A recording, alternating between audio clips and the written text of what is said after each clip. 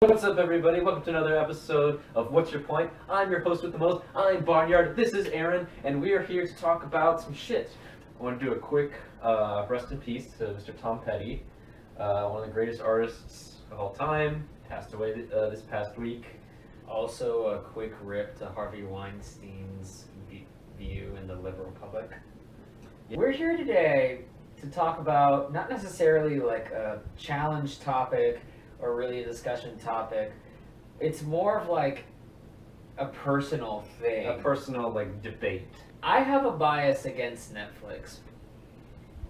I realize this.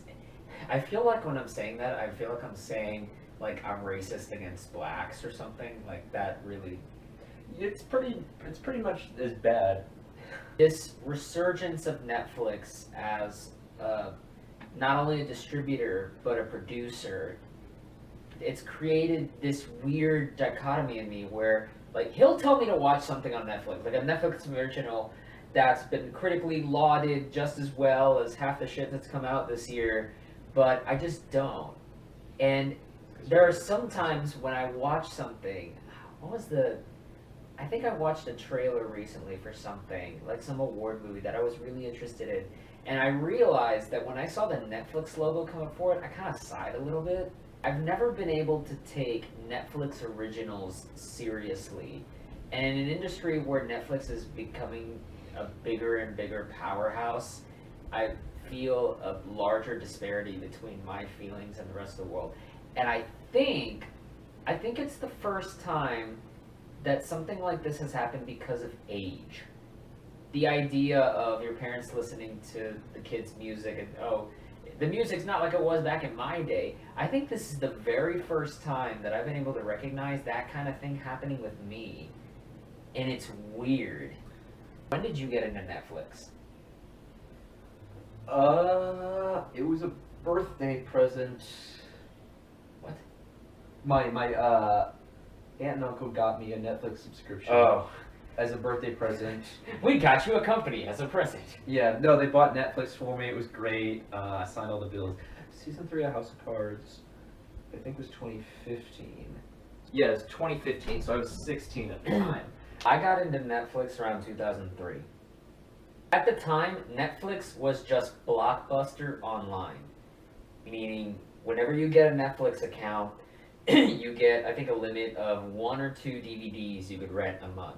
And so you would go to Netflix, and the great thing was that they didn't charge late fees. Again, if you grew up in the VHS era, that's a big thing that I remember my mom would give me, like, shit about. So there were no late fees on Netflix, and you could just, like, put them in the mail, keep them for as long as you want. The only catch is you don't get the next one on your list. So it was, for me, online Blockbuster. It took a long time for the streaming part to happen. Mm-hmm. And so now Netflix's profile has gone from kind of like, it was good, but as soon as streaming hit, it was meteoric. People really don't understand how strong of a company Netflix is. Wasn't there like a thing that of all the internet content, Netflix makes up like 35% of it It or is something? fucking huge. Yeah. And they were at the right place, took the right risk at the right time, and it just exploded. But I still live in both worlds. Again, my dad was an early adopter of Netflix, so we've had Netflix for most of my adolescence. I'm nearly 25 now, and I got it when I was like 10. I'm 12. This leads into my understanding of how a movie is made. And I think most people my age, even if you're not a big film fan, you kind of have an idea of how this happens. Guy comes up with an idea, he writes a script, pitches it to a studio, you make the movie, you get somebody to spread the movie out, you show the movie in theaters. Big theaters, popcorn, AMC. My first memory of a theater is walking in, looking up and seeing a banner, a fuck-off size banner for Bride of Chucky in 1998. Bride of Chucky, which one was that? The fourth one with Jennifer Tilly. That exists. Oh dude, it's fucking great. Have you seen the new one? No, I've It's heard. on Netflix. It goes from the theater and trickles down to Blockbuster. And at Blockbuster, that's kind of like, oh, you can rent this movie. After Blockbuster, it was TV. And after TV, that was when, the movie would just sit there forever. There was never really a way to go. That's kind of my process. And so now Netflix to me was always online Blockbuster. So it was always in a hierarchy of how a movie gets made, it's subpar to the theater. Because Netflix wasn't making shit. Netflix didn't have new shit. It was just the old stuff that had come from the theaters down. So they were just a renting service. So I think whenever I see Netflix making original movies or acquiring new movies like with big name movie level superstars, there's a part of me that looks at these movies like illegitimate. In the same way that when you and I last week were at Wendy's and we saw the trailer for that sci-fi movie produced by DirecTV, we both laughed at it. We laughed at it because it was a stupid trailer, not because it was produced by DirecTV. Oh, I laughed at it because it was DirecTV. Because DirecTV is just the fucking TV aggregator. Like, they have no business in movies. But that's just the way I see it because I've grown up that way. Here's my thing. Because I'm a big advocate of what Netflix does for a number of reasons. First of all, when we talk about Netflix original films, I think there's an important distinction to make. We're talking about two different types of movies. We're talking about Netflix originals, which is something that Netflix produces, something like War Machine, or Okja, or upcoming Bright, which are movies that Netflix finances. They get the creative team together and they do that. And we're also talking about Netflix acquisitions, which is something like Netflix, just like Fox Searchlight or Sony or 824 or Sony Pictures Classics. They go to a festival and they buy a movie.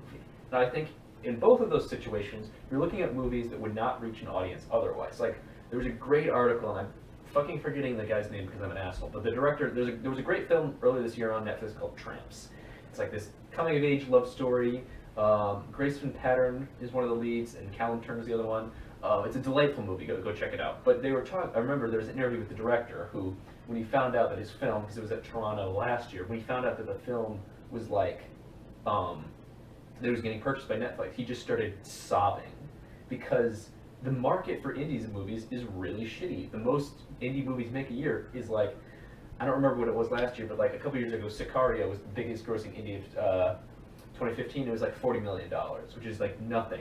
Indie movies don't do well, and the ones that do well are fucking the award season ones. So it's hard for indie movies that aren't awards contenders or are something that is subversive and weird.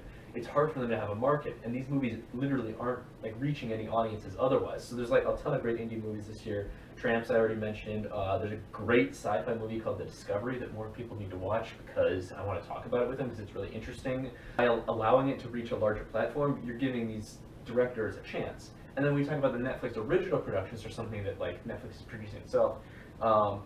These are a lot of the movies that studios simply won't make. That these are scripts that they're too risky or weird that a studio isn't going to actually produce them. So War Machine is one that came out this year, directed by David McCod. It's a movie that features a brutal scene where these innocent Afghan children are murdered. And it also features a scene where Brad Pitt is dancing to Poker Face.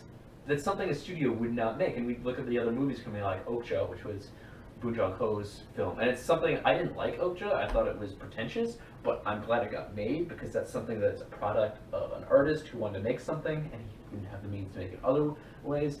That's my feeling about the production side of it. And then on the side of the experience of, you don't get to see it in a theater. I mean, I think television is getting more cinematic than ever. Fucking Moonlight costs $1 million to make, and an episode of Game of Thrones costs $15 million. So there's definitely, times are definitely changing in that aspect. And honestly, the reason that I think Netflix is so popular is people don't like going to the theater because the theater experience is shitty. I can't remember the last movie I saw where there wasn't somebody talking or on their phone or saying something. It must have been something that I was the only one in the theater. And it's something that theater chains have a hard time monitoring. Even when we go to advanced screenings with security guards who will kick people out of the theater, there's still people who are being obnoxious and stuff. And so a lot of people talk about, with Netflix they're not valuing the cinematic experience. I don't feel like I have a valued cinematic experience when I fucking go to a normal movie theater because it's because people are assholes and they don't care about film. And I do think that Netflix cares about film. I understand that people for all the reasons you've explained, I totally understand you. It's just, I don't know how to switch my brain off from that. And so I'm wondering if people out there have kind of had the same experience where it's just your bias, But it's a strong bias, and why do we have that bias? And This is what like does this is like a moderate helping like a former Klan member. I just have to let you like help you like I feel racist sometimes towards Netflix. you are a racist. Clearly have one experience, but like that experience of going to the movie and like seeing the big screen of it. I've honestly like really lost that. Like, I watched Dunkirk, and there was a guy in front of me. Keep in mind, I watched Dunkirk in IMAX 70mm, all the hoity-toity shit. yeah. And each ticket was $15. Of course, I didn't pay because I was still working at Cinemark. But like, $15. This kid's in the second row of an IMAX theater, and he's still on his fucking phone. When I saw Force Awakens, granted this was for the third time I was seeing it. Yeah, so it's not like the fans that are there digesting every word. Well, yeah, but like, if it was the first time I saw it, I would have walked out. There was like this Christian family behind me who was like talking to this fucking kid who needed like a fucking like drill in his ear. Maybe it's because now I go see more movies than ever, or maybe I'm now because I'm looking at movies more closely. I wonder if that's it partially. Maybe people are just fucking classless. I'm gonna ask our audience here: how often, when you go to the movies, is someone texting on your phone?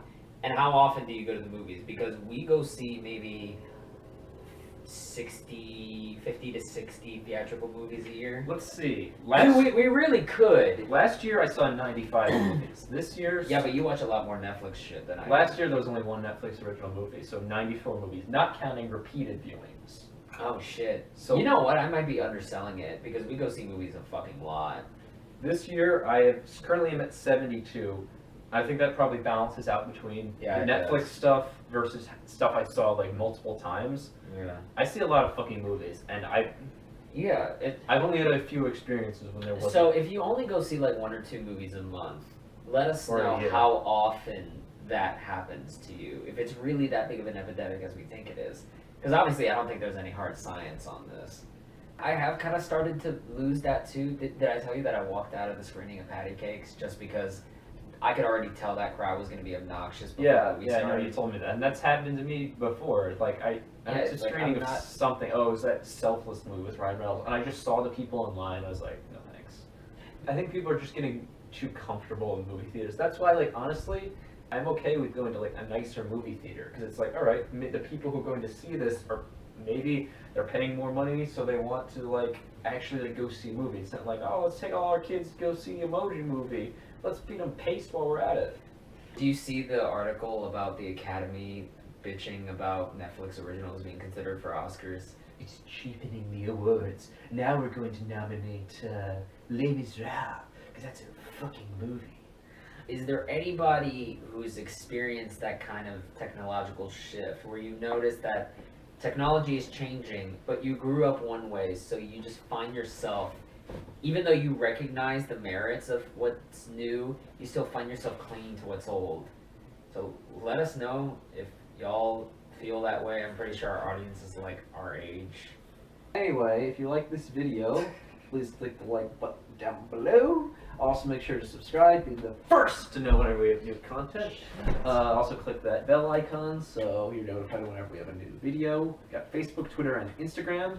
I'm actually going to plug my blog today, liamgone.wordpress.com, because I've reviewed almost every Netflix film that came out this year. I have not seen the fucking Adam Sandler movie. I'm not going to watch a Marlon Wayans movie. If you're interested in any of the Netflix original films that came out this year, definitely check my blog. There's a lot I recommend. Gerald's Game, Discovery, Tramps, War Machine, Our Souls at Night, which I just watched, which was great.